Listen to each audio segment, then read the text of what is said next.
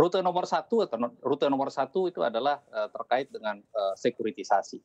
Ini rute yang belum pernah kita optimalkan karena sekuritisasi adalah salah satu bentuk pembiayaan yang dengan memanfaatkan existing stock of infrastructure asset yang kita punya.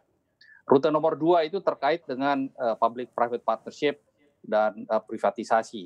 Privatisasi pernah kita lakukan, tapi public-private partnership juga kita masih jauh dari implementasi. Rute nomor 3 itu terkait dengan liquidity management kita. Itu udah banyak contohnya. Rute nomor 4 itu adalah manajemen cash flow dari keuangan negara. Di sini adalah misalnya contohnya penerimaan pajak, penerimaan bukan pajak, PAD, keseimbangan keuangan pusat dan daerah, dan lain sebagainya. Rute ini belum pernah kita optimalkan karena selama 30 tahun terakhir kita punya tax ratio itu tidak pernah beranjak dari angka rata-rata 10-11%, padahal negara-negara tetangga kita itu sudah sampai 15%, ada yang 20%. Jadi memang ini punya adalah PR kita.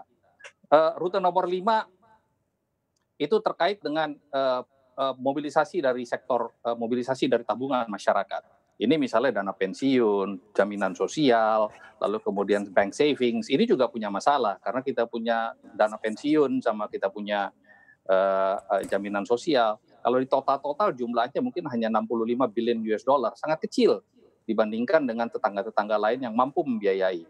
Rute yang ke-6 itu adalah terkait dengan penerimaan dari sumber daya alam seperti misalnya reboisasi, konsesi minyak, penerimaan minyak dan lain sebagainya. Ketujuh baru yang namanya pencetakan uang.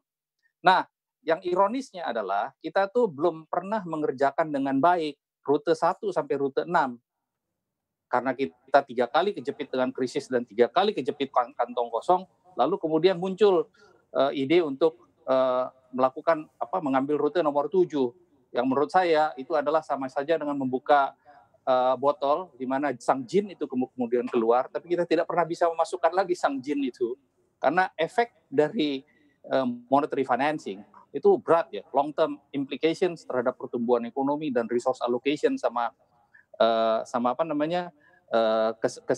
kesenjangan pendapatan antar masyarakat itu sangat serius dari monetary financing. Nah, jadi kita memang masalah yang kita alami sekarang itu adalah PR dari kita sendiri belum kita selesaikan. Baik, terima